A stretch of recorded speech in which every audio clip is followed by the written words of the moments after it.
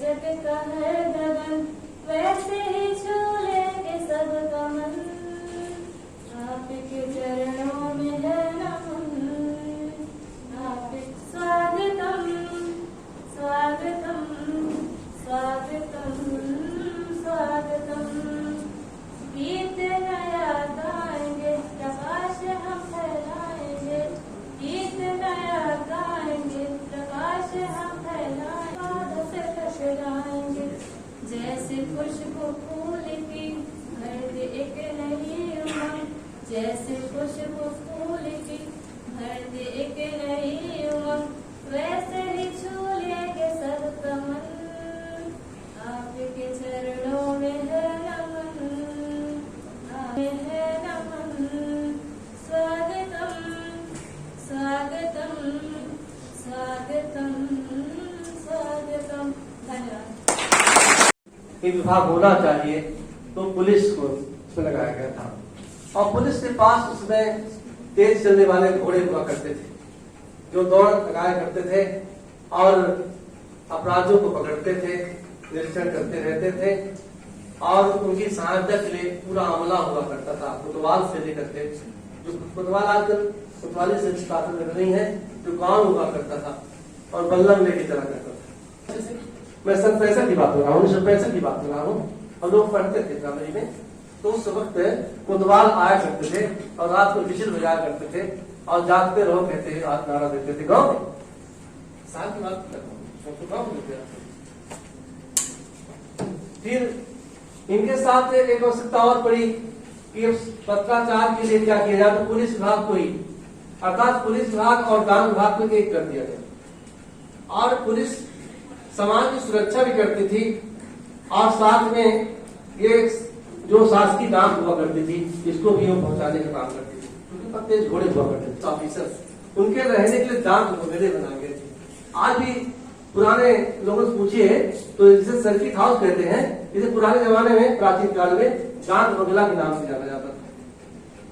तो इस प्रकार से ये ग्रेजुअली विकास होता गया, और विकास के साथ साथ आवश्यकताएं बढ़ती गई, तो कई ब्रांचेस बढ़ती गई। पुलिस में भी कई ब्रांच हो गई, अपराध शाखा अलग हो गया, सुरक्षा के साथ अलग हो गया, बहुत सारे जो कि आप सबको मालूम ही है, ज्यादा नहीं समय देना चाहते हैं। और आज ये स्थिति आ गई है कि जब हमारे आजादी के बाद जो समय आया, तो आजादी के बाद जनता में जागरूकता नहीं थी, और पुलिस की वर्दी देख करके लोग घबरा जाते थे, यहाँ तक लोग जंगल ही भाग जाते थे और अपने गांव अपने घर छुप जाते थे। न होने की वजह से पुलिस से डरती थी, भागती थी। जबकि रियलिटी ये है कि पुलिस हमेशा जनता के, समाज के हित के लिए काम किया है, और उसे बनाई ही गई कि वो देसी था। और आज ये स्थिति आ गई है कि हमारा समाज जागरूक भी हो गया है, सब कुछ समझने भी लगा है, और लोग पढ़े लिखे हो गए हैं, नियम कानून जानने लगे हैं। इसलिए पुलिस से उनका संपर्क हुआ, और पुलिस के द्वारा, पुलिस विभाग के द्वारा समाज में भी लोगों को ये बताया गया कि पुलिस का काम क्या है, पुलिस के बारे में, पुलिस आपकी हितैषी है। तो आज ये स्थिति आ गई है कि चाहे गांव में, इंटीरियर भी गांव में चले जाइए, तो वहां भी पुलिस के प्रति वो भय नहीं है जो सन 60 से 70 के दशक में हम लोग को देखने को मिलता था। और आज की स्थिति है कि पुलिस हर क्षेत्र में हर व्यक्ति के साथ बड़े ही पोलाइट वे पे आकर के काम कर रही है। ये सराहनीय है, और इसका हम वास्तव में हम सबको इसके लिए पुलिस का अभिनंदन करना चाहिए, सैल्यूट करना चाहिए। क्योंकि आज हम ये देख रहे हैं कि हमारी पुलिस, हमारा पुलिस विभाग, पूरा महकमा हमारे समाज के कई पहलुओं पर वो उसका दृष्टि है। जैसे अभी तो था कि सुरक्षा की, भाई किसी को न लूटे तो अरेस्ट किया जाता था, सजा दी जाती थी, तो पुलिस को तो रात को नींद ही नहीं आती थी, इतना ज्यादा उस समय पुलिस पर दबाव था। और आज पुलिस स्वयं इसके लिए समर्पित है, और हम ये देख रहे हैं कि स्वयं आज देखते हैं, आप सब देखते होंगे कि रात को भी पुलिस का पहरा चलता रहता है, और जहां पर कहीं भी कोई गलती होती है, कोई मिस्टेक होती है, तो हम लोगों को नहीं पता चलता है, लेकिन पुलिस डिपार्टमेंट के लोग वहां पहुंच जाते हैं और संबंधित को पकड़ लेते हैं। ये बहुत बड़ी खूबी। इसके अलावा स्वास्थ्य के अलावा ये भी हमको देखने मिलता है कि समाज में जो कुरीतियां हैं, जो बुराइयां हैं, उस पर पुलिस की दृष्टि है। जैसे पहले जमाने में वैश्यवित्त थी, ये बुराई थी। सती प्रथा थी, ये बुराई थी, जघन्य अपराध था। इन तमाम चीजों में पुलिस की ध्यान पहले भी था और आज भी अगर कहीं भी कोई गड़बड़ होता है, कोई भी अनैतिक काम होता है या कोई इस प्रकार का किसी के साथ छेड़छाड़ होती है, तो पुलिस को हम वहां पर पहुंचते हुए देखते हैं। और इस प्रकार से समाज के अंदर जो व्याप्त बुराइयां हैं, कुरीतियां हैं, उनके खिलाफ भी पुलिस का पूरा ध्यान है। तो कहने का तात्पर्य यह है कि समाज में पुलिस की भूमिका ये इतना व्यापक है कि पुलिस के द्वारा पुलिस समाज के लिए ही बनाई गई थी और पुलिस प्रशासन पूरी तरह से समाज के लिए समर्पित रहा है और आज भी है। और ये सराहनीय है कि हमारे पुलिस ऑफिसर, हमारे पुलिस के जवान पूरी तरह से समाज में जहां जहां पे कोई गलती होती है, कोई कमी होती है या कोई अपराधी होता है, तो उस पर तत्काल दृष्टि चली जाती है। कोई भी घटना घट जाती है या कहीं मर्डर हो जाता है, देखिए मर्डर करना भी ये वास्तव में समाज के बहुत बड़ा अपराध है। किसी की जिंदगी समाप्त कर देना या कोई अपना आत्महत्या कर लेना, इन सब चीजों के बारे में। अब कोई आत्महत्या कर लिया है, लेकिन धन है पुलिस विभाग, वो पकड़ लेता है कि ये आखिर आत्महत्या किया तो कैसे किया, क्यों किया, आत्महत्या हुआ है कि नहीं हुआ है, ये ट्रेस उनको सतत रूप से इस प्रकार से दूर करते रहेंगे। इसी उम्मीद के साथ हम एक बार फिर से आप सबको धन्यवाद देते हैं कि आप मुझे यहाँ बोलने का अवसर दिया। धन्यवाद, थैंक यू। बारे में कुछ स्पीच करना चाहती हूँ। हमारे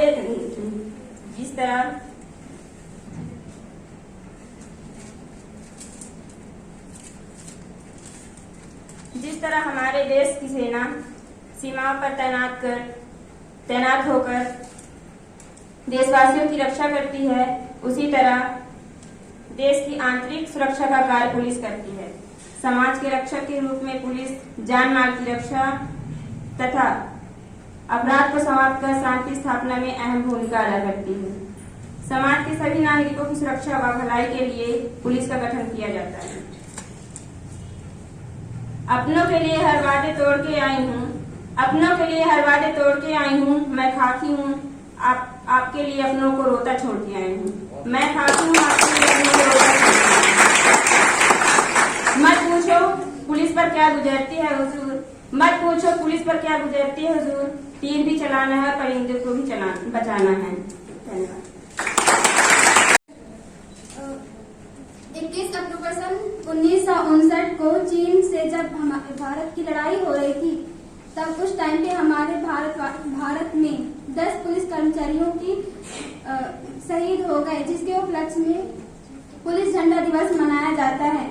और पुलिस कर्मियों को मैं दिल से सैल्यूट करती हूँ। जैसा कि आप जानते हैं कि पुलिस हमारे देश एवं समाज में बहुत ही महत्वपूर्ण भूमिका निभाते हैं। देश व समाज में आए दिन कुछ न कुछ दंगे फसाद होते रहते हैं, जिसके लिए पुलिस हमेशा हमारी रक्षा के लिए तैनात रहते हैं।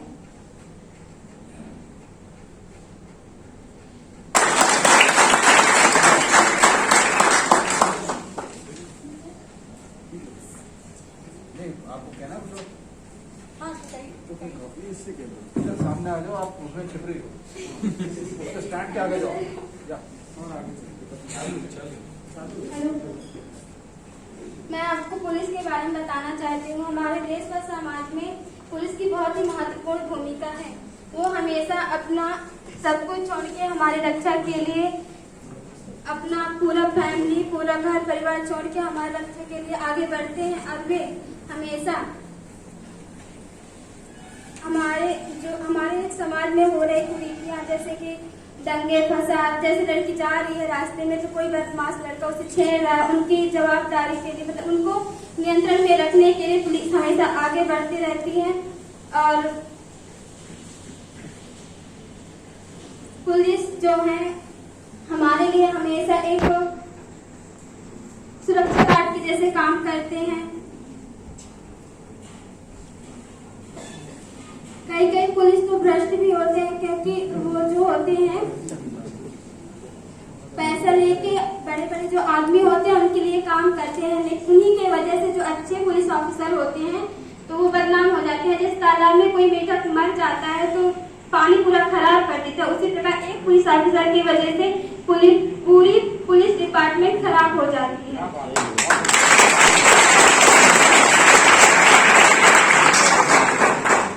तूफान आंधी या हो सर्दी, तूफान आंधी या हो सर्दी, देश में बढ़ जाए गुंडागर्दी, देश में बढ़ जाए गुंडागर्दी, तब गुनाहगारों को सजा दिलाने हमेशा आगे आते हैं खाकी वर्दी। जय हिंद, जय भारत।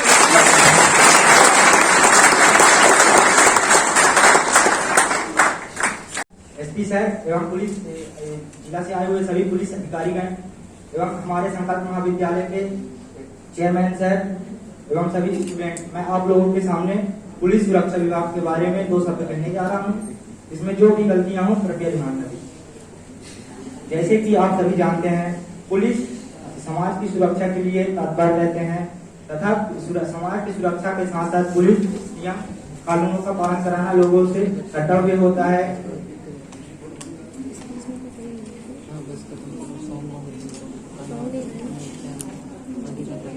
पुलिस समाज में बढ़ रहे अपराधों पर अंकुश लगा के रखते हैं तथा अपने कार्य के लिए हमेशा तत्पर निर्भर रहते हैं। पुलिस दुर्घटना हुए घायलों को चिकित्सा केंद्र ले जाती है तथा चिकित्सा की सेवाएं प्रदान करवाने के बाद आगे की कार्यवाही करते हैं। जिस प्रकार देश की सीमा की रक्षा वीर जवान करते हैं, उसी प्रकार देश की आंतरिक सुरक्षा का कार्यभार पुलिस विभाग करती है। पुलिस विभाग ने ही उन्हें पुलिस हेल्पलाइन नंबर 100 की व्यवस्था की, जिससे सूचना मिलते ही घटनास्थल पर जाके कार्रवाई करते हैं। मुझे पुलिस विभाग पर गर्व है, मुझे ही नहीं बल्कि देश के हर नागरिक को पुलिस विभाग के कार्य पर गर्व है। मैं अब आगे अपने शब्द को इन्हीं शब्दों से वाणी से विराम करता हूँ। जय हिंद, जय भारत। सूदखोरों के विरुद्ध अवैध शराब, मादक पदार्थ गांजा, मानव दुर्व्यवहार, नाबालिग बालक बालिकाओं की तस्करी, जुआ, सट्टा जैसी सामाजिक बुराई पर रोक लगी है।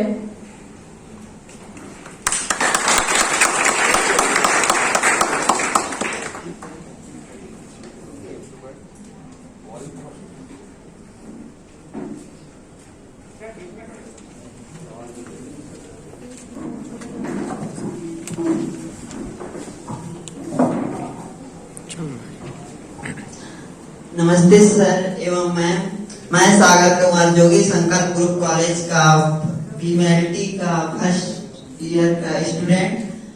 मैं कलेक्टर मैम सोनी मीणा जी से क्वेश्चन करना चाहता हूँ कि इस पद में आने के बाद अपना अनुभव बताइए।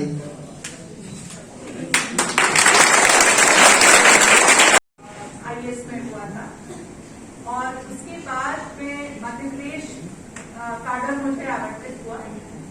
इससे पूर्व में 4 जिलों में काम कर चुकी हूँ, विभिन्न पदों में, विभिन्न विभागों में। एक IAS अधिकारी की जो करियर की स्टार्टिंग होती है वो SDM के रूप में होती है, अनुविभागीय अधिकारी राजस्व एवं अनुविभागीय दंडाधिकारी। आप लोग सभी SDMs को जानते होंगे, हमारे डिस्ट्रिक्ट में भी SDMs हैं। तो प्रथम चरण होता है आपकी सेवा का जिले में। इसके बाद हम लोगों को ग्रामीण विकास विभाग का चार्ज मिलता है, जो कि जिले का चार्ज होता है। पूरा ग्रामीण क्षेत्र में जितने भी विकास के कार्य होते हैं उसको देखते हैं। साथ में कई सारी चीजें हैं, अन्य विभाग जैसे कृषि विभाग है, आपका पशुपालन विभाग है, मत्स्य विभाग है, तो बहुत सारी आप बात की लर्निंग होती है। और एडीएम का पद भी कई बार रखते हैं, कई बार आयुक्त नगर निगम का पद भी कई अधिकारियों के पास रहता है। मैं सीओ जिला पंचायत रही, मैं एडीएम रही, और अब मैं आप लोगों के जिले में कलेक्टर के रूप में फाइनली मेरी पदस्थापना हुई है। मुझे इस सेवा में काम करते हुए बहुत ही मजा आता है। बहुत ही विभिन्न प्रकार के लोगों से मैं मिली, विभिन्न प्रकार के मेरे अनुभव हुए और बहुत कुछ मैंने सीखा और इस सेवा ने मुझे दिया। आप जैसे लोगों से बहुत प्रेम प्राप्त हुआ, बहुत सम्मान प्राप्त हुआ, और यही हमारी खाती और यही हमारी उपलब्धि है जो शासकीय सेवा में, चाहे वो किसी भी सेवा में हो, जनता से प्रेम मिलना, जनता का सम्मान मिलना और जनता की आंखों में आप अच्छा काम कर रहे हो इसकी पहचान होना ही हम लोगों के लिए सबसे बड़ी बात है।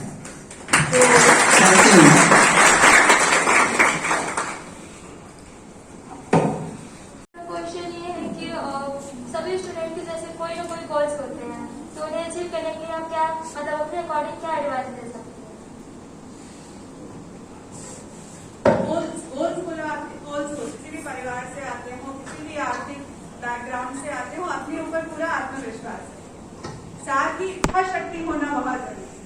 बहुत लोग छोटी सी कठिनाई आती है जीवन में तो गिव अप कर देते हैं। तो आपको जो है अगर सफलता प्राप्त करनी है और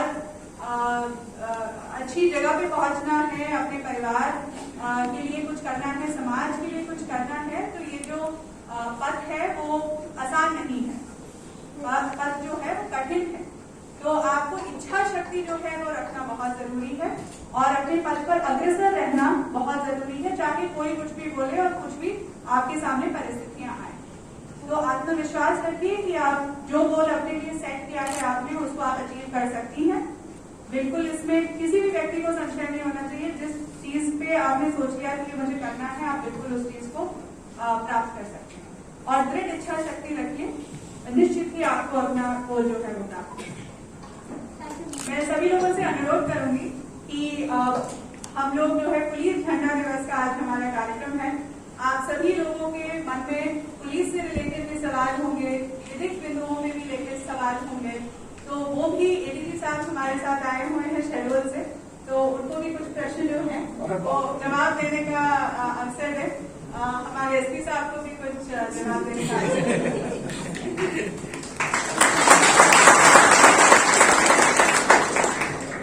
एसपी साहब से है।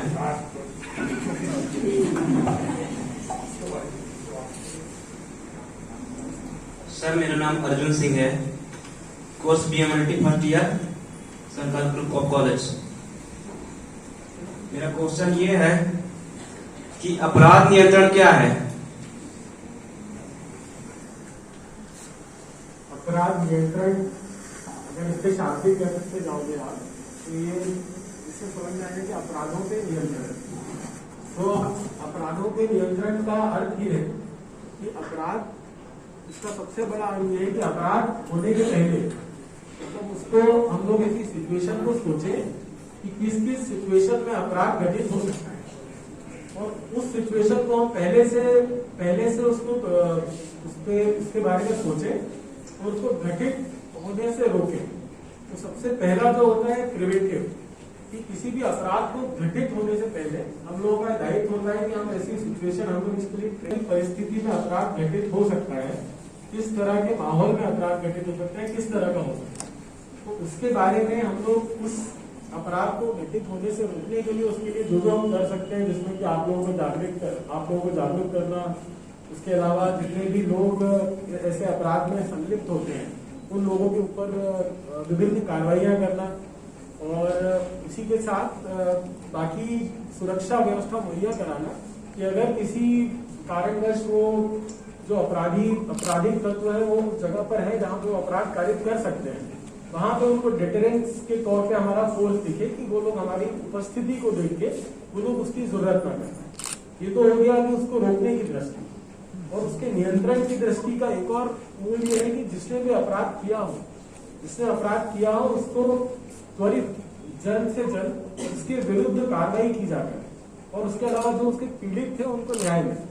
तो इससे क्या होता है, जो दूसरे सबक मिलता है कि अगर किसी तरह का हम लोग अगर अपराध करेंगे तो वो अपराध की हमको सजा मिलेगी, त्वरित सजा मिलेगी और जो पीड़ित है उसको न्याय मिलेगा। तो ये दो चीजों के बिटवीन एफर्ट से मुझे लगता है कि अपराध नियंत्रण किया जा सकता है।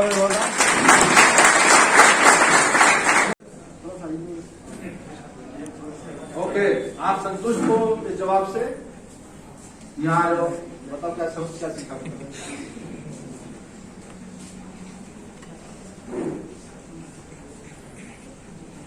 ओके, तो अपराध नियंत्रण करना आ जाओ। हाँ, शाबाश, इधर खड़े होकर बताओ बेटा क्या सीखा। इसके सामने कुछ बताया तो बताओ क्या क्या बताया मुझे कुछ समझ नहीं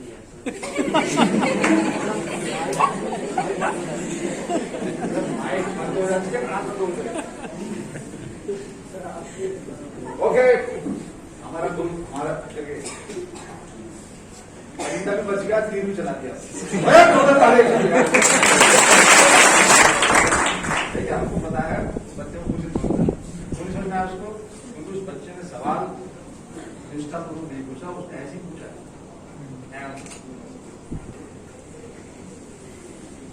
सर मेरा सवाल है, अपराध नियंत्रण क्या है? यस, अपराध नियंत्रण यह है, अरे तुम्हारे पास मोटरसाइकिल स्कूटर है ना, उसी से हेलमेट है, उसमें हेलमेट है, बोला अच्छा, यहाँ कितने से लोग होंगे स्कूटर से आए?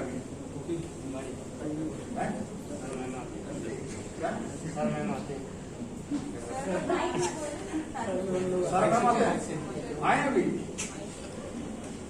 बिना हेलमेट के आते हैं? आते हूँ सर मैं। देखो, अपराध नियंत्रण का जो पहला उसूल है ना, वो ये है कि हर नागरिक हमारे जैसा या हमारे जैसा अपने अंदर ये भाव लाए कि उससे किसी प्रकार का अपराध ना हो। और अपराध क्या होता है? अपराध ये होता है जैसे तू उसका स्कूटर लेके बिना पूछे निकल ले और वो चोरी की रिपोर्ट लिखा जाए और तू पकड़ा जाए चोरी में, है बात? तो इसका नियंत्रण कैसे करेंगे? इसके नियंत्रण ऐसे करेंगे, एक तो तेरे को उठा के बंद कर देंगे चोरी में, दूसरा हम गश्त करेंगे कि कोई व्यक्ति यदि स्कूटर लेके जा रहा है तो उसके पास में उसके कागज है या नहीं, उसका लाइसेंस है या नहीं, या वो ओनर है या नहीं, ये सब देखेंगे। तो इससे क्या नियंत्रण होगा? तेरे को डर लगेगा यार आगे मैं लेके जाऊँ पूछेंगे कहाँ से आए, होगा नियंत्रण? जी सर। तो आगे से नहीं उठाएगा, जैसे एक बार उठा लिया दोबारा नहीं उठाएगा। तो ये अपराध नियंत्रण को प्रिवेंटिव को ऐसे सामने जो बोला ना, एहतियात यानी प्रिवेंटिव, यानी आप एक पहले से अनुमान लगाते हो कि हमको इन चीजों को नहीं होने देना। जैसे आपके टीचर बिना हेलमेट के आते हैं तो कायदे में उनको चालान बनना चाहिए, यहाँ स्कूल में है ना टीचर, तो तुम्हारी ड्यूटी ये बनती है अपराध नियंत्रण में कि उनकी शिकायत करो पुलिस में कि साहब हमारे टीचर रोज बिना हेलमेट आते हैं और हमको भी ऐसी इच्छा होती है कि हम भी बिना हेलमेट के स्कूटर पे चले। तो अपराध नियंत्रण कैसे होगा? तो इस अपराध को घटित होने से रोकोगे यदि आप उसकी शिकायत करोगे और फिर उन टीचर्स के विरुद्ध कार्रवाई हुई, चालान बनेगा बिना हेलमेट का 500 रुपए का। तो जेब से 500 रुपए जाएगा तब समझ में आएगी उनको, तेरे को भले स्कूल से निकाल दोगे वो अलग बात है, परंतु तुमने अपना कर्तव्य निर्वहन किया कि अपराध नियंत्रण करने के लिए तुमने सूचना दी। ये जो सूचना होती है ये अपराध नियंत्रण सबसे जरूरी है, जो कि जनता से आ सकती है, प्रेस से आ सकती है, किसी से क्या तुमसे क्या आ सकती है। अब तो बाकी बड़ी बड़ी बात है सामने कही वो तुमको नहीं समझना, तुमको सिर्फ याद ये रखना है कि अच्छी तरह पढ़ना है और पढ़ के अपने बलबूते से बिना पर्ची के बिना चिटपिट के अपनी मेहनत से आगे बढ़ना है। और जैसे कलेक्टर मैंने बताया कि आपका एक उद्देश्य होना चाहिए, उस उद्देश्य की पूर्ति की वो आसान, वो डगर आसान नहीं है, वो रास्ता आसान नहीं है, वो रास्ता बड़ा मुश्किल है, लेकिन आपको अपने आप को तैयार करना है वो रास्ते चलने के लिए। और वो तभी तैयारी हो सकती है जब आप अपनी इच्छा शक्ति रखो कि मुझे उस लक्ष्य को प्राप्त करना है। मेरी बात? तो अपराध नियंत्रण का जो पूरा फलसफा है वो खुद के नियंत्रण पे है। हर व्यक्ति यदि ये सोच ले कि हमको अपराध नहीं करना है, अब जैसे यहाँ सूदखोरी का चल रहा है, यदि आप सूद नहीं लेंगे, मतलब सूदखोर के पास नहीं जाएंगे, उससे नहीं लेंगे पैसे, उससे ऋण नहीं लेंगे, उससे डेट में नहीं आएंगे, बैंक से लेंगे, शासकीय संस्था से लेंगे, तो आपको कोई समस्या नहीं आएगी। लेकिन आप क्या करते हो? उसकी चंगुल में आ जाते हो। तो इसका नियंत्रण कैसे होगा? जब आपके अंदर ये समझ आ जाएगी कि उसके पास जाऊंगा तो मैं जिंदगी भर के लिए फंस जाऊंगा, तो जागृति क्या आने से अपराध रोकने में कि हम सबको पता हो कि यदि आप किसी और प्राइवेट आदमी से पैसे लेते हो तो आप फंस सकते हो, जैसे ए फंसा बी फंसा सी फंसा डी। हम लोग तो अपराध नियंत्रण जो है ना कई तरह से इस्तेमाल कर सकते हैं इसको, लेकिन सबसे पहली कड़ी इसमें जो है ना जनता की है, पुलिस तो बाद में आती है। जनता को सबसे पहले ये सोचना पड़ेगा कि हम अपराध में क्यों पड़े। उदाहरण के लिए शादी हुई, घर से भगा दिया कि मेरा लड़का दूसरी शादी करेगा, अब वो बच्ची क्या करे, रिपोर्ट आएगी ना, वो आदमी बंद होगा। तो इसकी रोकथाम के लिए क्या करोगे आप? इसकी रोकथाम के लिए ये करोगे आप, पहले तो जो व्यक्ति है वो सही टाइम पर अंदर चला जाए, उसको माननीय न्यायालय में हम ऐसे साक्ष्य प्रस्तुत करें कि सजा मिले, और वो सजा बड़े बड़े होर्डिंग पे लगाई जाए कि यदि आपने अपराध किया, चाहे वो दहेज का हो या मारपीट का हो या प्रताड़ना का हो या कुछ भी हो, तो आपको ये सजा मिलेगी। तो ये जो एक जनजागृति है, ये जनजागृति पुलिस की ड्यूटी है, यहाँ जो शासकीय अमला उसकी ड्यूटी है, जनता की भी ड्यूटी है, पत्रकारों की ड्यूटी है, बजाय इसके कि फालतू के समाचार पढ़ने के वो ये करें। यदि दहेज प्रताड़ना आपने की तो आपको इतने दिन का कारावास माननीय न्यायालय दे सकता है।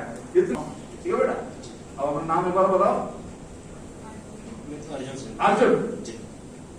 आप एकलव्य की कहानी पढ़ना, एकलव्य की कहानी जब पढ़ोगे तो आपको समझ में आएगा कि अर्जुन बनना बेहतर है या एकलव्य बनना बेहतर है। यही शब्द थैंक यू वेरी मच, जोरदार तालियां।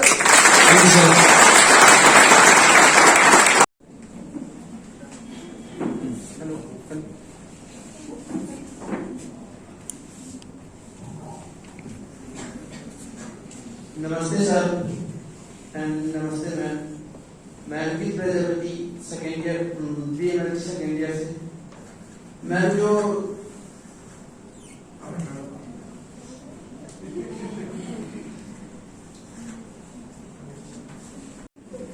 सर मैं एडीजी सर से क्वेश्चन करना चाहता हूँ।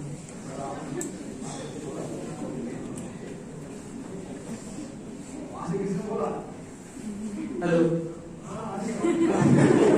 घबराहट होती है वो कैसे दूर किया जाए और कैसे बर्ताव किया जाए?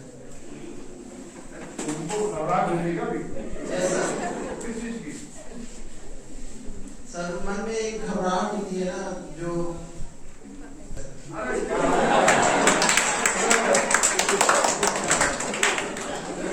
ऐसी बात करनी है, क्या करूं और कैसे परफॉर्म करूं तो मैं सिलेक्शन हो सकता हूं? सबसे पहली चीज जो तुम करोगे वो ये, कल एक नाई की दुकान पर जाओगे, अपने बाल कटवाओ और कलर ताले दूसरी चीज।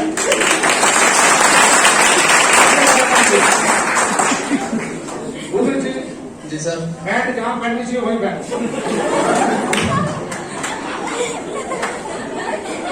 ये दोनों चीजें तुमको अगर आदमी का सिलेक्शन होता है, भगवान का सिलेक्शन हो जाए तो उस्ताद होगा ना, वो लात मारेगा और फिर करवाएगा काम, तो तेरा जो घबराहट है एकदम दूर हो जाएगा। ठीक है जी सर। ये दो काम करेगा। तीसरा काम जो करना हो, ये तीसरा काम जो क्या करना है बताइए। तीसरा काम ये करना है कि जब तुम वापस घर जाओ जी तो अपनी किताबें ऐसे ऐसे रखना जी। ठीक है जी। उसमें लिखना मैं 1 घंटा इसको पढ़ूंगा, उसके बाद इसको पढ़ूंगा, इसके बाद इसको। कम से कम 4 घंटे जी। स्कूल से जाने के बाद तू पढ़ेगा, तब तेरी घबराहट नहीं तो तेरी घबराहट ऐसी चलती रहेगी और फिर तू अपने घरवाली को नहीं संभाल पाएगा। जी सर। कहने का मतलब ये, मैडम ने जो बोला, एसपी साहब ने जो बोला, आपको मेहनत करनी पड़ेगी, इच्छा शक्ति बढ़ानी पड़ेगी, काय की पढ़ने की, लफंडरबाजी नहीं। घबराहट तभी होती है जब आपको ये जो माहौल है पढ़े लिखे लोगों का, जिसमें आप अपने आप को अटपटा समझ रहे हो। यदि आपको ये सब चीज आती थी तो आप बड़े कॉन्फिडेंट महसूस करते। जैसे बच्चियां थी, वो इतना अच्छा से बोल के गई थी कि हम तीर भी चलाना, परिंदों को बचाना, ये उन्हें पढ़ाया ना कहीं। उनसे कहीं यहाँ पर 5 मिनट बोलो पुलिस के बारे में, बोल दो। Come on, that's good. Don't give a big hand.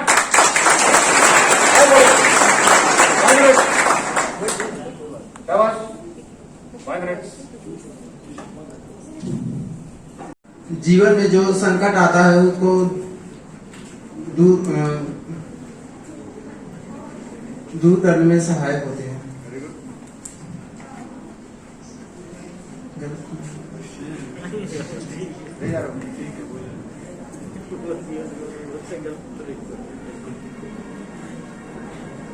तो इसमें मेरी घबराहट दूर हुई, जी सर, थोड़ा हुआ। थोड़ा हुआ ना। हाँ। और बोल दूसरा, एक और शब्द बोल, एक और लाइन बोल। सभी कार्यों में स्ट्रिक्ट होती है। Very good.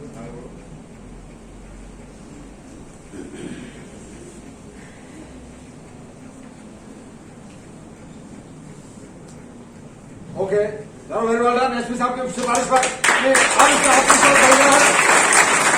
सर आप मेरे से नाराज तो नहीं है? अब तेरे अंदर आत्मविश्वास आ गया, तेरी घबराहट दूर हो गई। Thank you very much. 2 ताली बच्चे के लिए। घंटे से कम पड़ना, कल जाकर बाल कटवा लेना। बाल से पता क्या होता है? बाल से ये होता है कि आपका जो लक्ष्य है ना वो साइड में हो जाता है और फिर बाल लेके आप घूमते रहिए मार्केट में, क्या मिलेगा? मुझे तो ताज्जुब है कि जो स्कूल है, एडमिनिस्ट्रेशन है, वो आपको अलाउ कैसे करता है कि आप इस तरह के वेशभूषा में रहो, लो वेस्टेड रहो। क्या यूनिफॉर्म होती है? इट्स नॉट अ यूनिफॉर्म यार। हम ये नहीं कह रहे कि महंगे जूते को नहीं है, एटलीस्ट जो भी यूनिफॉर्म पैटर्न है वो that pattern should be at least in order. Uniform means uniform, एक जैसा। इसलिए तुम्हारे अंदर घबराहट, इसमें छोड़, हम पकड़ेंगे उसको। चलिए बैठ जाइए, शाबाश, well done. Thank you sir. Thank you. की क्वालिटी है, ये इकलौता ऐसा स्टूडेंट है कि जो सुबह 5 मिनट पहले आता है और क्लास के 15 मिनट बाद जाता है। Very good, excellent. मेरा ये सपना है कि अपने महाविद्यालय से इसको एक मोटिवेशनल स्पीकर बना करके मैं इंडिया में रिप्रेजेंट करूँ, ना कि सिर्फ मध्य प्रदेश। एक्सीलेंट। मेरा नाम आशीष कुमार राठौड़ है और मैं बीबीए फर्स्ट ईयर का स्टूडेंट हूँ। आज इस अवसर में मैं इस अवसर के बारे में कुछ कहना चाहता हूँ। जैसे कि एक जवान अपनी जान की परवाह किए बिना सर्दी हो या गर्मी या ठंडी हो हर महीने हमारे देश की रक्षा करते, उसी प्रकार जो पुलिस अफसर होते हैं, दिन हो या रात हो, हम एक बार 100 नंबर पर डायल करते हैं तो हमारे समस्या का समाधान करने के लिए आ जाते हैं। तो मैं इसको कुछ बात में कहना चाहता हूँ कि हमारा रक्षा करना इतना आसान नहीं, कि हमारा रक्षा इतना करना आसान नहीं, और आसान काम करने वालों के हाथ में बंजर जमीन है, आसमान नहीं। आप लोगों से एक क्वेश्चन करना चाहता हूँ कि जैसे मैं चल नहीं पाता हूँ और मेरा सपना है बहुत बड़ा बिजनेसमैन होने का, तो लोगों का तो कहना है कि मतलब मैं एक अपाहिज हूँ, कुछ कर नहीं सकते। तो मतलब उनकी बातों को मतलब कभी सुन के मैं डर लगती थी, ये डर मतलब कैसे खत्म किया जा सकती है बताइए।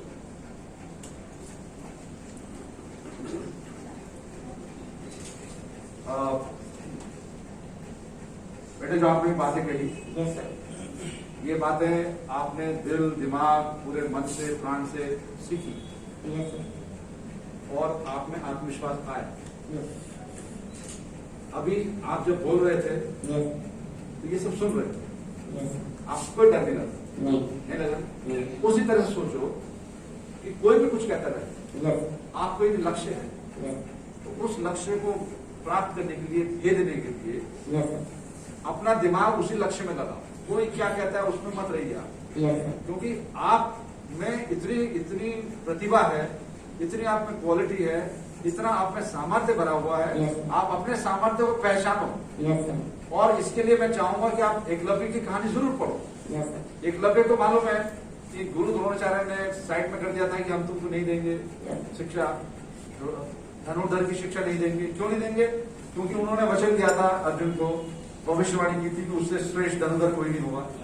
तो वो चीज एकलव्य कहानी पढ़ी बेटा आपने, उसको पढ़ना। उसमें क्या होता है, जब उसको मना कर दिया, वो उस गुरुजी की एक मिट्टी की प्रतिमा बनाता है, फोटो बनाता है, एक स्कल्पचर बनाता है, उस मूर्ति को रख के दिन रात अभ्यास करता है धनुर्विद्या का, यानी तीर चलाने का। ठीक है। और वो इतना इसमें ज्यादा स्मार्ट हो जाता है, इतना पारंगत हो जाता है कि एक बार ये सब पांडवों को लेकर गुरु द्रोणाचार्य जंगल में थे, तो एक किसी श्वान को, कुत्ते को उन्होंने इस तरह से भेजा कि कोई कुछ मतलब अर्जुन या उससे बेहतर वाला ही उस काम को कर सकता था कि बिना कुत्ते की जान लिए हुए उसका मुंह बंद करना। तो जब ढूंढते हुए पहुंचे एकलव्य के पास में, तो एकलव्य ने उनको प्रणाम किया। तो जब उनका परिचय दिया गया तब बताया गया कि साहब मैं जो है एकलव्य हूँ, मुझे कुछ साल पहले आपने मना कर दिया था, लेकिन आज मैंने आपकी प्रतिमा के सामने ये धनुर्विद्या सीखी है। तो गुरु जी ने क्या किया, उनको लगा कि अर्जुन का तो ये बाप है, अर्जुन से काफी श्रेष्ठ है ये, तो उन्होंने उसका दाहिने हाथ का अंगूठा गुरु दक्षिणा में मांगा। एकलव्य ने बिना कुछ सोचे गुरु के प्रति इतनी समर्पण भाव उसका कि अपना अंगूठा निकाल के उन्हें गुरु को समर्पित कर दिया। मैं तुमको जो बताना चाहता हूँ, ये बताना चाहता हूँ कि एकलव्य जिसने गुरु के द्वारा त्यागे जाने के बावजूद ये विद्या हासिल की, तो ऐसे ही आप, कोई कुछ कहता रहे, आपके पास सुविधा है, किताबें हैं, नहीं है तो आपके टीचर्स हैं, आपको और भी मदद मिल सकती है, जैसे एसपी साहब हैं, कलेक्टर मैडम है, ये आपकी मदद कर सकते हैं। तो इनसे आप आगे पढ़ने के लिए मदद मांगो, मिलेगी मदद आपको। आप पढ़ो, लिखो, लिख के याद करो, तो आप ये मान के चलिए कि आप न केवल मोटिवेशन स्पीकर बनोगे, आप इस विश्व के बहुत ही सफल उद्यमी भी बन सकते हैं। जोरदार तालियां बच्चे के लिए।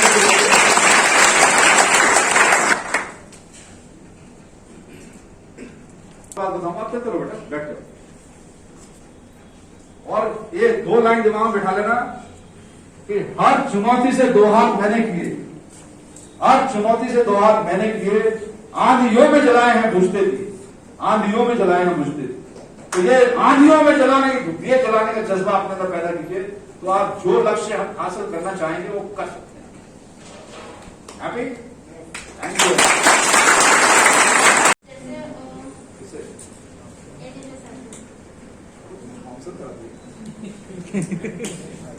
सर मेरा सवाल भेदभाव से रिलेटेड था। भेदभाव से जैसे क्या होता है, जो रिच पर्सन होते हैं और पुअर पर्सन होते हैं, जो रिच पर्सन का काम जल्दी हो जाता है और पुअर पर्सन जो होते हैं उनका काम वेटिंग लिस्ट में रहता है, अक्सर यही होता है। इसलिए मैं इसमें आपसे पूछना चाहती हूँ कि मेरा डाउट था उनका, तो मैं क्लियर करना था। ऐसा डाउट था? सॉरी सर, मुझे पूछना तो नहीं चाहिए था, बट पूछो ना, आप जो पूछना पूछो। मैडम बैठी है और हमारे सर बैठे हैं और उधर बैठे हैं, हम बता दें। ओके, ये जो आपने बात कही अभी, ये किसी सिस्टम में नहीं, ये कोई यदि ये हो रहा है तो इसके लिए जवाबदार जनता, पहले जनता है, उसके बाद जो वो मदद कर सकता है वो है। मैं आपको उदाहरण बता दूं कि जैसे आप एक अधिकारी, तो आपके घर में चोरी हुई, तो उसकी एफआईआर भी हो जाएगी, आरोपी पकड़ा जाएगा, दिन रात एक हो जाएगी। एक गरीब आदमी के घर में चोरी हुई, वो भटकता रहता है, ये होना नहीं चाहिए, ये होना नहीं चाहिए। इसको कैसे रोका जाए? इसको ऐसे रोका जाए, सबसे पहली चीज जो ये होनी चाहिए कि जो हमारे अधिकारी कर, उनको ये सोचना चाहिए कुछ दिन पहले हम भी उसी तरफ थे, पीड़ित पक्ष। यदि हम ऐसे भटकते तो हमको कैसा महसूस होगा? इसलिए किसी को भटकाओ मत। जितना आपके हाथ में विधि सम्मत काम करना है, वो आप विधि सम्मत काम जनता के लिए कीजिए। और जनता की ओर से यदि वो जनता भी है कि साहब आप तो ये ले लो, वो ले लो, लेकिन मेरा ये काम कर दो, तो वो जो अधिकारी है उसका ईमान डोल जाता है, डोलना नहीं चाहिए। इसलिए आप पहले तो क्या बनना चाहते हो, उसके बाद शुरू करो।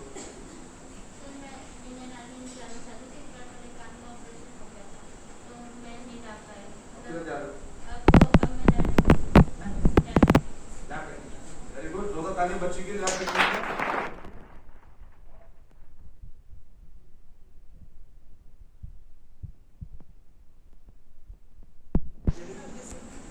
Why don't you try for the civil services? ISP, उसमें आपका जो आप बता रहे समस्या, उस समस्या के लिए उसमें प्रावधान है। तो आज से आप सब लोग विटनेस है कि मैडम का लक्ष्य क्या हो गया, सिविल सर्विस देगी। जोरदार तालियां मैडम के लिए। और ये लिखिए, और जितना आप लिख के पढ़ेंगे उतना जल्दी याद होगा और चिर स्मृति आपकी बनी रहेगी। और प्लस यहाँ पे उपस्थित सभी साथी और मेरे दोस्तों, अभी एडीजी साहब का वक्तव्य बाकी है। मुझे लगता है उसमें बहुत ज्यादा अच्छे तरीके से सर इसके बारे में डिटेल में बताएंगे कि पुलिस का क्या दायित्व है और कैसे हम लोग क्या क्या प्रयास कर रहे हैं उसका निर्वाहन करने के लिए। मैं आप लोगों से एक दो छोटी छोटी कहानियां शेयर करके बस छोटी सी कुछ आप लोगों से सवाल पूछ के अपना वो खत्म करूंगा। कल रात की सुबह की जो भी घटना बताना चाहता हूँ। कल लगभग सुबह 4:30 बजे कल सुबह कल कुछ यहाँ पे एक दो घटनाएं हो गई थी। तो हम लोग सभी लोग यहाँ पे जितने भी हैं शायद सभी एक आध को छोड़ के सुबह 4:30-5 बजे हम लोग वापस आए। तो सुबह 4:30 बजे हम लोगों ने देखा सूर्या होटल के पास में या गोपाल होटल के पास में, गोपाला होटल के पास में, कि लगभग 40-50 परिवार थे और महिलाएं, रात को अंधेरा था, महिलाएं रात को घूम रही थी। तो हमारे मन में उत्सुकता हुई कि ये इतनी रात को, तो हम रुके रात को और परिवार वालों से हमने बात की। परिवार वालों से बात करी और ये पूछा कि आप लोग इतनी रात को घूम रहे हैं और आपके घर की महिलाएं सड़क पे पैदल, उन्होंने बोला पैदल क्यों जा रही है, उन्होंने बोला पास में घर है इसलिए जा रही है। अंधेरा है, घर की महिलाएं हैं, छोटी छोटी बच्चियां जा रही हैं। तो उनका ये कहना था कि उन्होंने ये बताया जो हमें बहुत अच्छा लगा और ये हमारा जो कर्तव्य है उसके प्रति हमको और उसने सुदृढ़ किया। उन्होंने बोला कि साहब अब हम लोगों को यहाँ पे उतना ज्यादा भय इसलिए नहीं लगता है कि आपकी पुलिस, हमने देखा उसके साथ में हमारे 2 पुलिस वाले, जबकि बारात में पुलिस की कोई ड्यूटी नहीं लगती है, तो एक शादी समारोह चल रहा था। मैं बोला कि साहब हम लोगों ने छोटा सा निवेदन किया था कि हमारा शादी का कार्यक्रम है, तो पुलिस वाले वहां पे उपस्थित थे, तो हम लोगों को इसलिए कोई भय का माहौल नहीं। तो हम लोगों को ये बहुत ही अच्छी बात लगी कि हमारे दायित्व में क्या क्या चीजें आती है। ये हमको कल देख के हमें और अच्छा लगा कि ये सब भी जितनी चीजें हैं। मैं एक चीज बताना चाहता हूँ, आप लोग अगर हमारे पास किसी मदद के लिए या शिकायत के लिए आते हैं तो ये आप लोगों का अधिकार है और ये हम लोग कोई बहुत परोपकार का कार्य नहीं करते हैं। आप लोगों की शिकायतों को सुन के गंभीरता से उस पर कार्य करके ये हम लोग आपकी मदद के स्वरूप आप ले सकते हैं, लेकिन हम लोगों का दायित्व है और आप लोगों का हमारे पास आके हमसे पूरी ताकत से हमसे अपनी समस्या बताना और उस समस्या के निराकरण के लिए हमें बार बार हमारे पास आना है, तो उसका निराकरण नहीं हो, ये आप लोगों का अधिकार है और हमारा दायित्व। तो आप लोगों ने बहुत अच्छी अच्छी बातें बोली कि पुलिस बहुत अच्छा कार्य करती है, बहुत महान कार्य करती है, लेकिन यही हमारा कार्य है। तो जैसे आप लोगों का काम पढ़ाई करना है, आप लोगों का काम पढ़ाई करवाना है, ऐसा हमारा काम, ये हमारा ब्रेड एंड बटर है, हमारा कार्य है। हम इसके माध्यम होता था पुलिस तक पहुंचने का। आप सब लोगों को इस बारे में जागरूक रहने की आवश्यकता है। हम लोग कई प्रयास कर रहे हैं, हम लोग रोज एक स्कूल या कॉलेज में जाके पुलिस तक कैसे पहुंचा जाए और क्या क्या चीजें सही गलत होती है उसके बारे में बताने का प्रयास करते हैं। ऐसे ही गांव में जाके भी हम लोग करते हैं। आप लोग भी कॉलेज में हुआ है नहीं करने का प्रयास कर रहे हैं कि कैसे आपको बताएं कि आप लोग फोन के माध्यम से, ईमेल के माध्यम से, वेबसाइट के माध्यम से और एप्लीकेशन के माध्यम से और मतलब डायल 100 तो है ही, उसके अलावा आप लोग हमारे थाने में आके कई तरह से आप लोग आ सकते हैं। और क्योंकि आप लोग अब जो पुराने लोग हैं, जो उन लोगों तक उतनी जागरूकता नहीं पहुंच पाई है, तो आप लोगों का दायित्व भी कि आप ज्यादा से ज्यादा लोगों को बताएं कि कैसे पुलिस तक सहायता के लिए पहुंचा जा सकता है।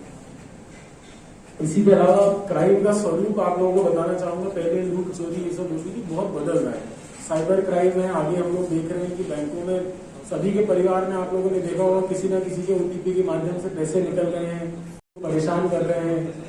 ऐसे ही तो इस तरह की चीजों के लिए आप सब लोगों को सब सहयोग करने से ही होगा। आप लोगों से एक सवाल पूछता हूँ, आप लोग बताइए, आप लोगों को क्या लगता है पुलिस पॉपुलेशन रेशियो क्या होगा? जैसे कितनी जनता पे एक पुलिस वाला होगा? एक उदाहरण आप बताएं, कोई भी आपके हिसाब से बताइए, एक अंदाजा कोई भी बच्चा बताए, तो एक पुलिस वाला होगा।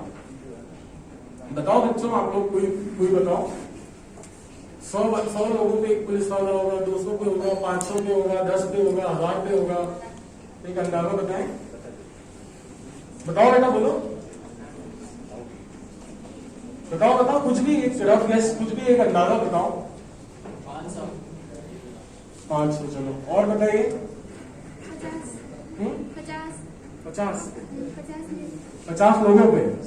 लोगों पे एक पुलिस। और बताइए एक आखिरी, फिर मैं आप लोगों को बताता हूँ। अच्छा, अनूपपुर जिले की जनसंख्या कितनी पूरे जिले की मिला के?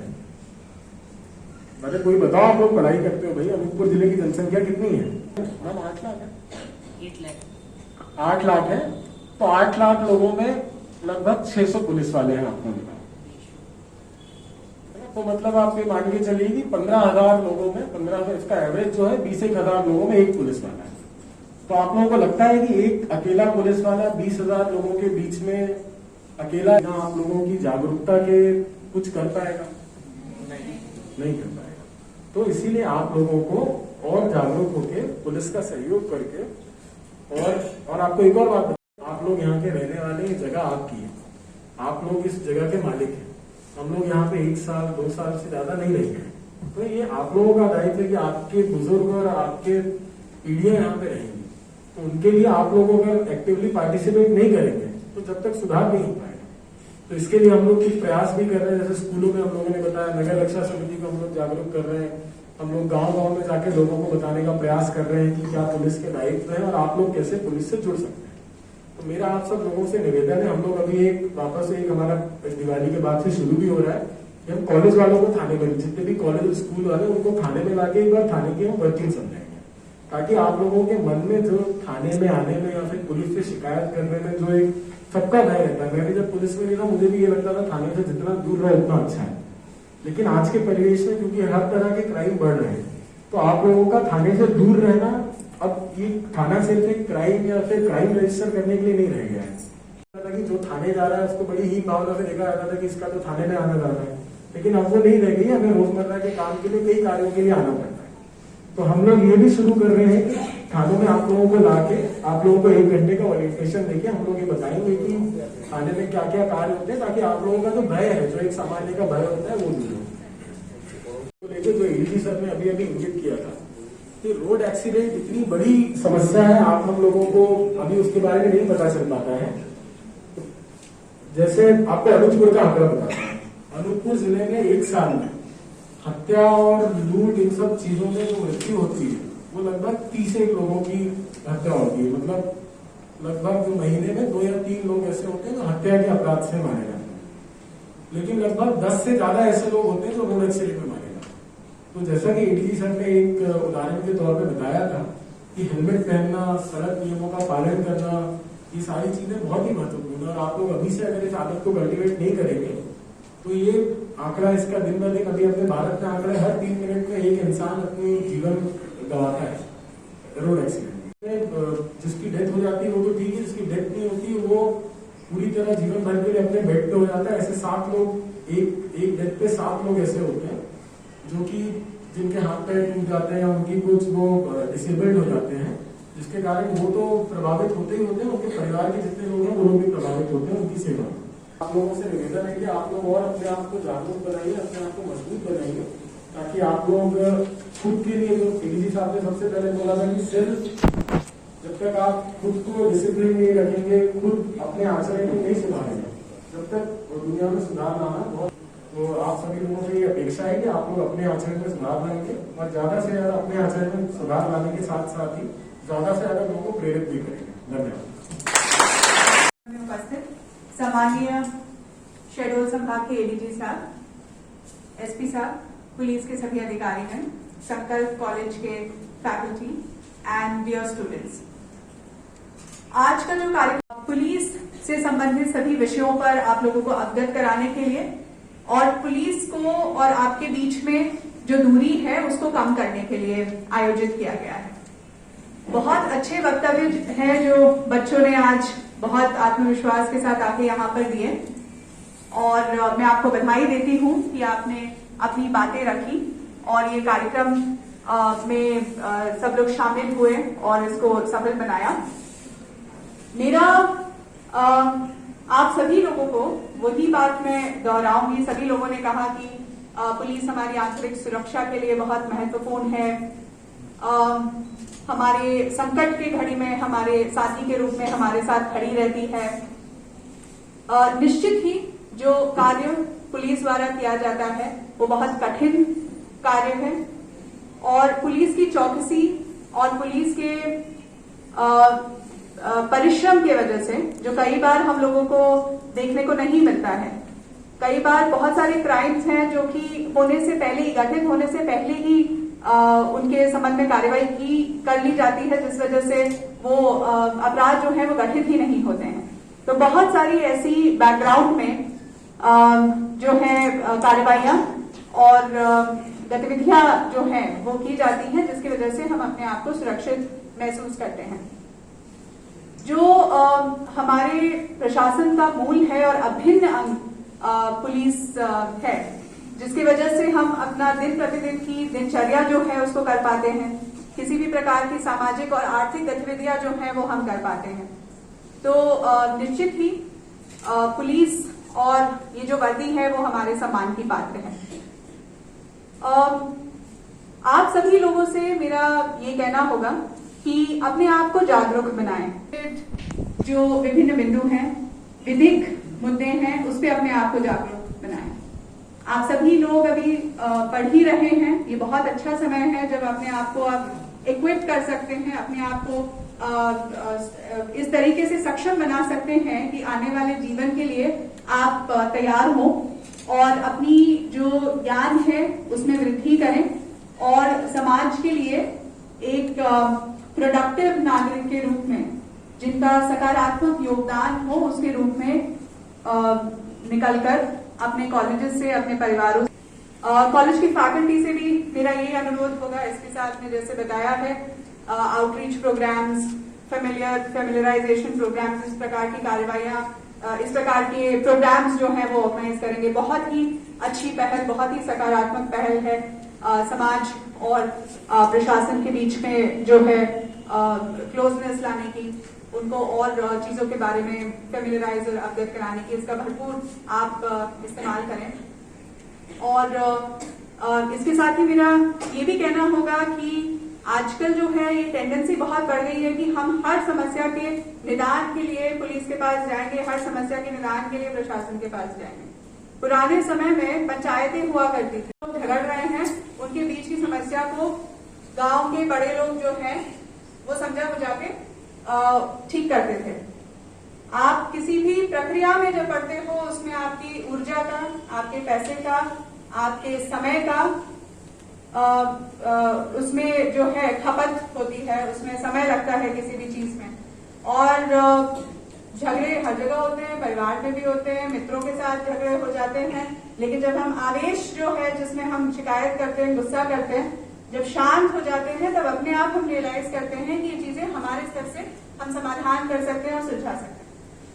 तो हर चीज के लिए हम लोग छोटी छोटी चीजों के लिए जो महत्वपूर्ण बिंदु हैं उस पर जो है संसाधन हमारे पास सीमित है, इस बल है जनसंख्या के अनुपात में वो बहुत कम है, तो महत्वपूर्ण बिंदुओं पर और अपराधों पर फोकस कर पाए और बाकी मामले जो हैं समाज अपने विभिन्न पंचायतों के माध्यम से, संगठनों के माध्यम से उन समस्याओं को जहां तक हो सके हल करें और अपना सहयोग और योगदान जो है बेहतर पुलिसिंग के लिए और प्रशासनिक व्यवस्था के लिए सभी लोग दें।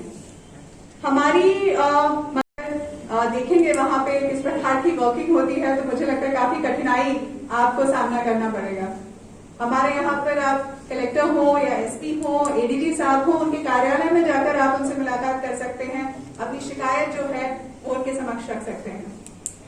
तो समय समय पर संवेदनशीलता का जो ये परिचय है वो पुलिस विभाग ने दिया है और एक्सेस और अप्रोचेबल हमारा पुलिस डिपार्टमेंट है। तो आप लोग जुड़िए और विभिन्न बिंदुओं पर अपना ज्ञान वर्धन करिए और अपना सहयोग और योगदान दीजिए। धन्यवाद। वैसे मैं वहां से बोलता, लेकिन मैंने कुछ चीजें ऑब्जर्व आपने की नहीं मुझे मालूम। अभी जब बैठे थे, आशीष जो बच्चा है, इनकी माताजी का मांस नीचे खिसक गया, तो उस बच्चे ने मांस को ऊपर जोरदार तालियां बच्चे की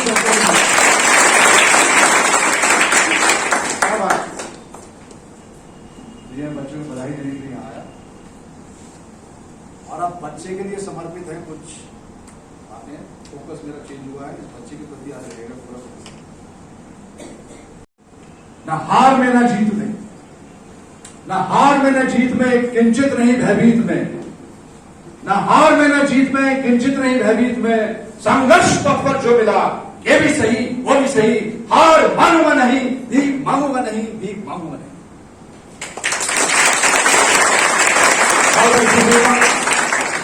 और आप उधर आ जाइए, हम उधर जाएंगे। Please come this side.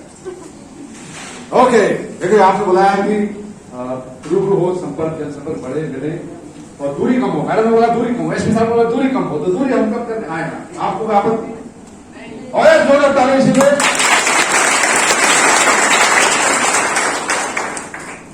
देखो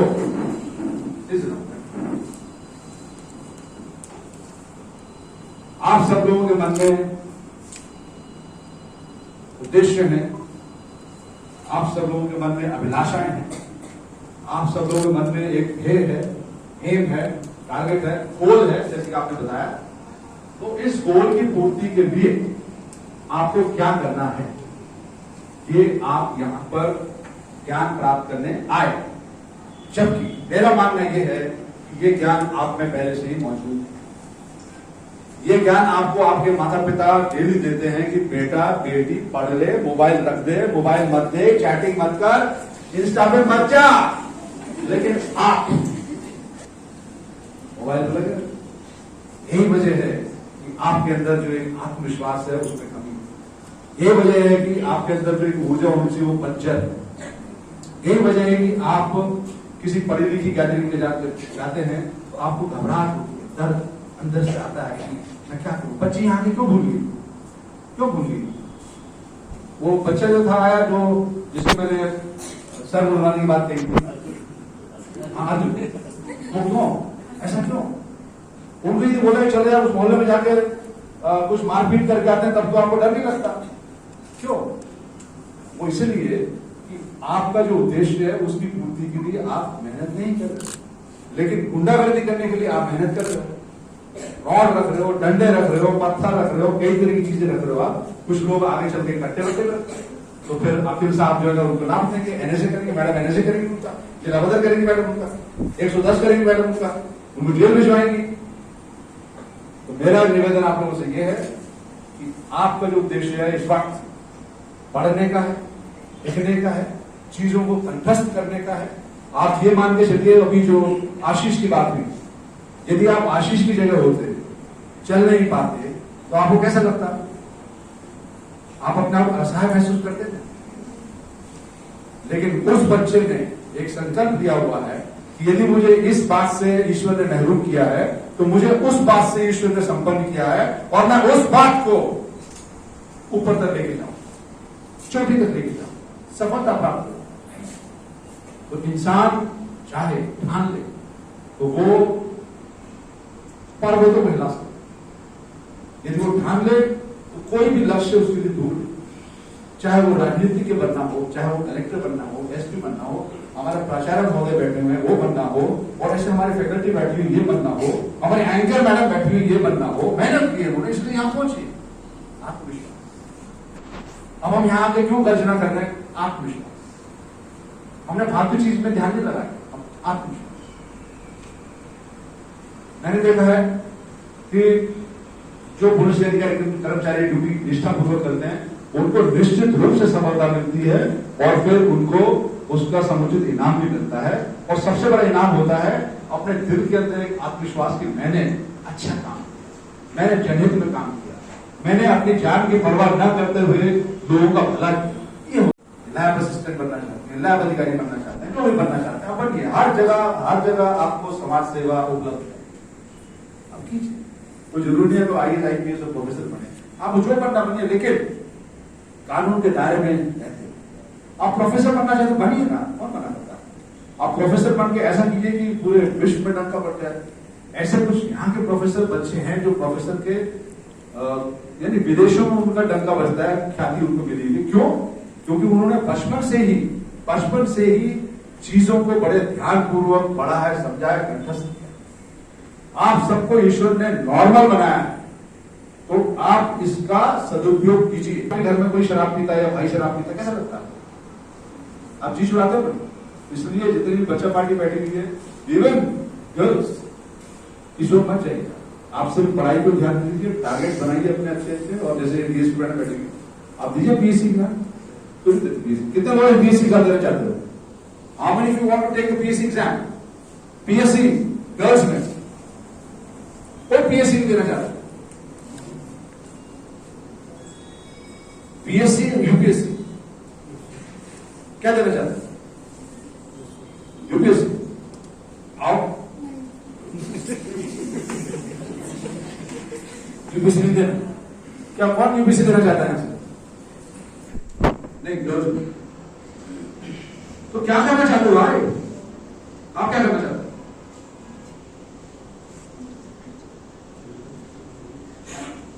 कुछ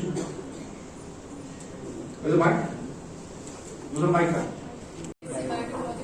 आज टेक्नोलॉजी फर्स्ट ईयर। ओके, तो आपने क्या सोचा बनने का?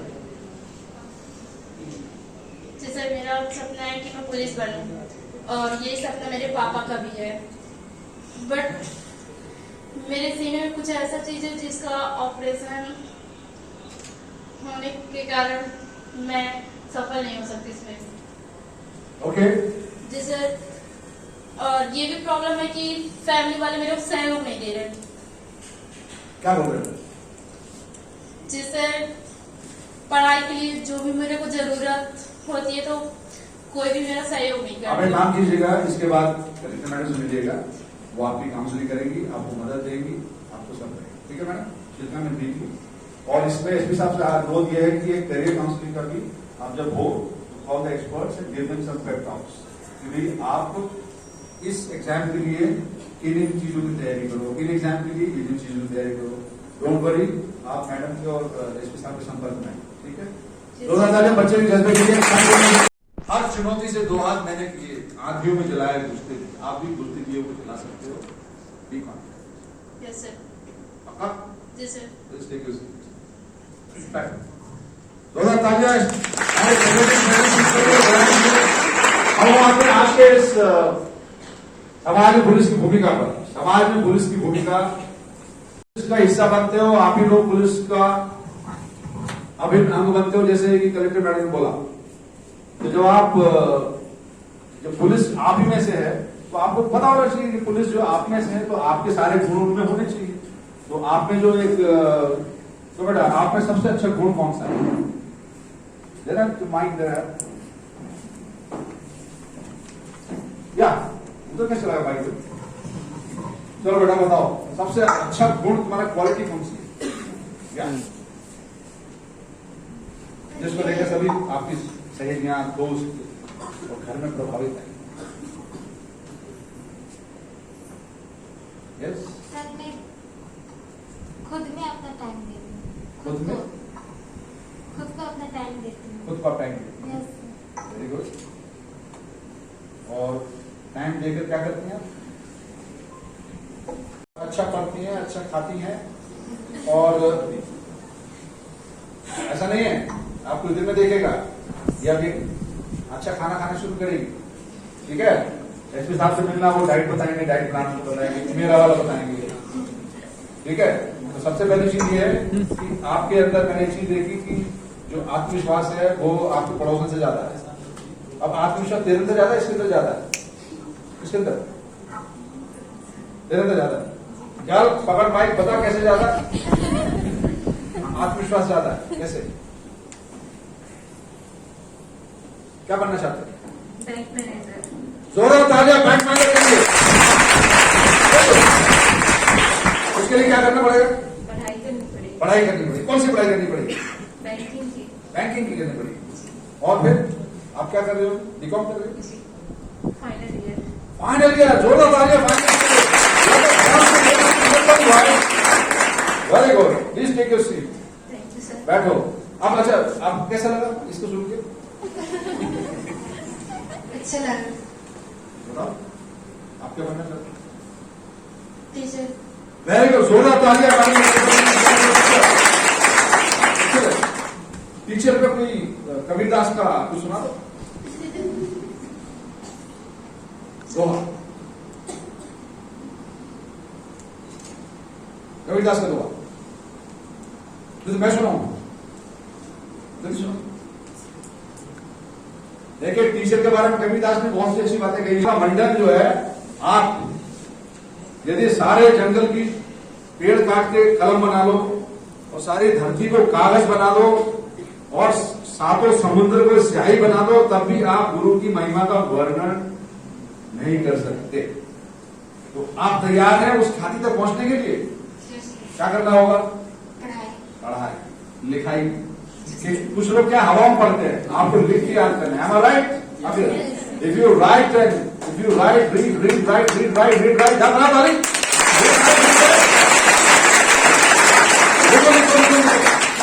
लिख के पढ़ो, हवा में समझ बात तो? यस। मेरा आपसे एक सवाल है, क्या छोटे हाइट वाले पुलिस नहीं बन सकते?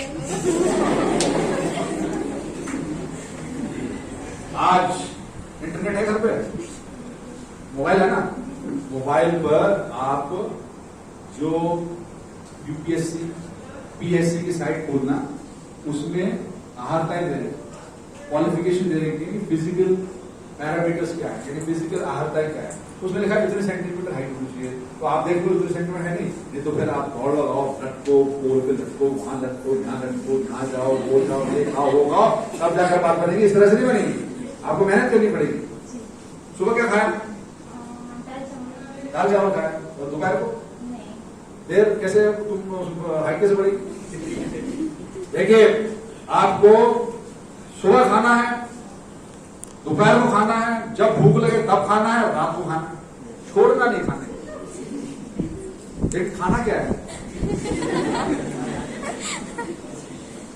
देखिए, अभी हम लोग आ रहे थे तो कलेक्टर मैडम से हमारा सवाल हुआ कि मैडम आपने क्या खाया? तो मैडम ने कहा मैं पूरा अच्छा खा के आई हूँ, idli dosa and what not, सब चीजें। लेकिन मैंने लंच में क्या खाया? तो लंच में कुछ नहीं खाया।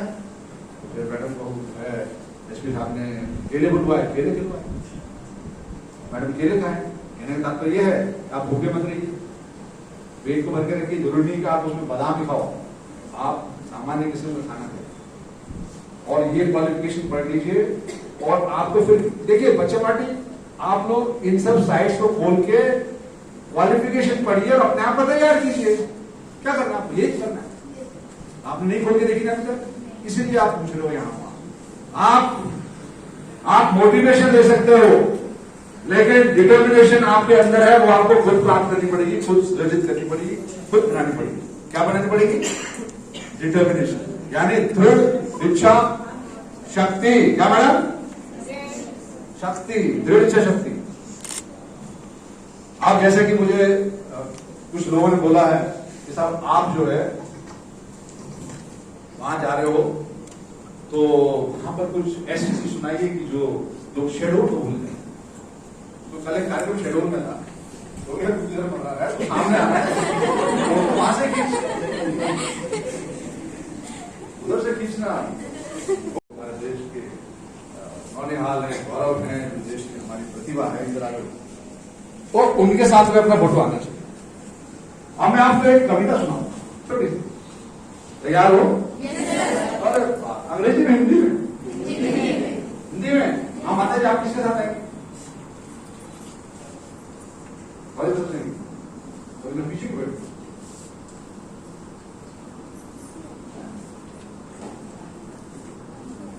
अच्छा, माइक लो।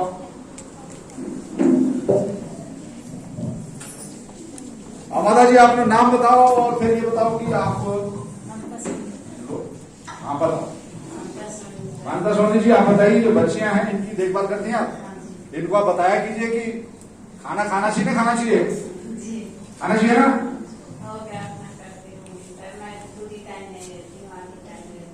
तो आधी टाइम रहती हो तो आधा ही खाना खिला दो। घर से खा के आते हैं, तो आपसे थोड़ी खाते हैं, स्कूल पर थोड़ी खाते हैं। स्कूल में लंच नहीं लाते आपको? No lunch? क्योंकि वहां पर वो बना होता ना टिक्की वाला, कुंचे वाला, ये वाला, चाट वाला, तो काय दूर से लंच लाते। ठीक है, बैठ। अबे इसमें भाई, इसमें आवाज अच्छी है, तुम लोग मेरी आवाज दबा रखी हो भाई। ओके बच्चा पार्टी, ये कविता है डॉक्टर हरिवंश राय बच्चन जी की। नजर क्यों मैडम, हमारा पुलिस का बल बैठा हुआ है, महिलाएं बैठी हुई हैं, आप भी ध्यान को सुनेंगे, और जिनको इसको रिकॉर्ड करना है, they are free to record it, read audio और वीडियो। Most welcome.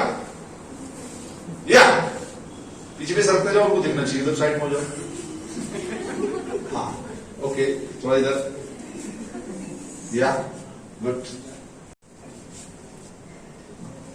वृक्ष हो भले खड़े, वृक्ष हो भले खड़े, हो घने हो बड़े, एक पत्र छाओ भी मांग मत, मांग मत, मांग मत, अग्निपथ अग्निपथ अग्निपथ। तू ना थकेगा कभी, तू ना रुकेगा कभी, तू ना मुड़ेगा कभी, कसमत कसमत कसमत, अग्निपथ अग्निपथ अग्निपथ। ये जो महान दृश्य है, ये जो महान दृश्य है, चल रहा मनुष्य है अश्रु श्वेत रक्त से लथपथ लथपथ लथपथ, Agnipath Agnipath Agnipath. Thank you very much, ladies and gentlemen. Everybody on this note, I thank you all very much for this round of applause, जो कि मैंने जबरदस्ती करवाया, लेकिन ये है बच्चों के लिए कि आप इन तीन गद्यों को या पद्यों को जब तक आप समझेंगे नहीं, कंठस्थ नहीं करेंगे, तब तक आप नहीं बोल सकते। तो इसके लिए मैंने परिश्रम किया हुआ नहीं किया हुआ? किया हुआ ना? ऐसा तो नहीं कि मेरे दिमाग में चिपक गया अपने आप। तो इसलिए जिन्होंने सर पर बाल ऐसे बनाए हुए हैं जिनकी आवश्यकता नहीं है, वो कल नाई की दुकान पे जाएंगे एसपी साहब और अपना अपना हेयर कटिंग कराएंगे, कटोरा कट। यदि पुलिस में जाना है तो कटोरा कट, तो कटोरा कट अपना करवाएंगे। और जो बच्चियां हैं वो 3 टाइम का खाना जरूर खाएंगी, सुबह, दोपहर और रात को। इसके साथ उनको व्यायाम करना जरूरी है, वो कसरत जरूर करें। वो महिला है, बच्ची है, कसरत नहीं करेंगे ऐसा नहीं है। आप कसरत कीजिए। कसरत करने से क्या होता है कि आपकी जो बॉडी है, आपकी जो शरीर है, वो शरीर में जो मसल्स हैं, वो मसल्स जो है वो यदि टूटेंगे तो अच्छे बनेंगे। अभी उदाहरण के बता दो, यदि मैं कहूं, अभी यदि पूछूंगा आप ये तेज मेरे पास रहेगा। ओके, ये बताओ कि आप 3 टाइम खाना खाते हो? Yes sir. आज क्या खाया सुबह? क्या? समोसा, बिस्किट, चाय, मैगी। मैगी वाले कितने लोग हैं यहां पर? Maggi girl, Maggi baby. अच्छा, मैगी तुमको क्यों पसंद है? इसलिए कि 5 मिनट डाला पानी में निपटाते हो उसको? फिर उसमें क्या है? मैगी हल्का खाना है। मैगी पूरे मैदे से बनी होती है। मैगी खाने का मतलब है आपका दोपहर का खाना भी क्या?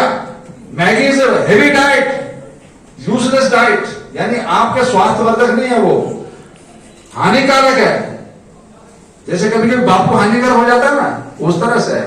तो आप चाहते हो कि हम हानिकारक हो जाएं? अभी ग्राउंड में चलेंगे, दौड़ लगाएंगे हम। ग्राउंड के 2 ग्राउंड है क्या आसपास? है पुलिस लाइन में, है ना? चल रहे हैं। फिर कभी नेक्स्ट मीटिंग में, नेक्स्ट बोर्ड में चलेंगे। इन्हीं शब्दों के साथ हम चाहते हैं कि आप 2 लाइन और सुन लें, फिर मैं चलता हूं अपनी राह पर, आप अपनी राह पर। और ये 2 लाइनें मैं यहां खड़े कहूंगा, कलेक्टर मैडम, एसपी मैडम और प्रोफेसर साहब की छत्र छाया में बैठ कर कहूंगा मैं इसको, क्योंकि बड़ा मेरे आरोप है कि आप काय को उठ गए भाई। ये पंक्ति बहुत ही महत्वपूर्ण है, आशीष तुमको समर्पित। सुना है। और दूसरा मैं ला, समुद्र में बहुत गुमान आया है। सुना है, समुद्र में बहुत गुमान आया है। कश्ती वहीं में चलो जहां तूफान आया है, जहां तूफान आया है। एक शब्द के साथ थैंक यू वेरी मच शहर, थैंक यू। संविधान दिवस के इस कार्यक्रम में उपस्थित आदरणीय एडीजी सर, आदरणीय कलेक्टर मैम, हमारे जिले के पुलिस अधीक्षक आदरणीय अखिल पटेल सर, आदरणीय प्रोफेसर साहब, यहाँ उपस्थित पुलिस विभाग के समस्त हमारे सहयोगी अधिकारीगण, संकल्प ग्रुप ऑफ कॉलेज के समस्त छात्र छात्राएं, अंकित, आज पुलिस स्मृति दिवस के अवसर पर पुलिस झंडा दिवस का आयोजन किया गया है, जिसकी संगोष्ठी का शीर्षक है समाज में पुलिस की भूमिका। तो आज आपका जो इंटरेक्शन पुलिस से हुआ है, ये इस टॉपिक को खुद में सार्थक करता है कि पुलिस की भूमिका कितनी बदल रही है, कितने शीर्ष स्तर के अधिकारी अब आपके पास आ रहे हैं और आपकी समस्याओं का समाधान कर रहे हैं, आपको मोटिवेट कर रहे हैं। मैं आदरणीय एडीजी सर के मोटिवेशनल स्पीच के लिए और सर ने जिस तरीके से आप बच्चों का मार्गदर्शन किया है, जिस तरीके से उनको मोटिवेट किया है, अपना बहुमूल्य समय निकाल करके आदरणीय कलेक्टर मैम का, आदरणीय एसपी सर का, प्रोफेसर साहब का, एसडीओपी अनूपपुर जिन्होंने इस कार्यक्रम को ऑर्गेनाइज कराने में, हमारे आरआई साहब और संकल्प ग्रुप ऑफ कॉलेज के सारे छात्र छात्राएं, अंकित, आप लोगों का मैं बहुत बहुत धन्यवाद अनूपपुर पुलिस की तरफ से लेता हूं और ये उम्मीद करता हूं कि आज जो चीजें हमारे वरिष्ठ अधिकारियों ने आपको बताई हैं, आप अभी उस स्टेज में हैं कि उनको फॉलो करके आप उसी समकक्ष आ सकते हैं जहां आज दूसरी तरफ हमारे सम्मानित अधिकारी बैठे हैं। आप लोगों को बहुत बहुत शुभकामनाएं और आदरणीय सर मैम का बहुत बहुत आभार। धन्यवाद।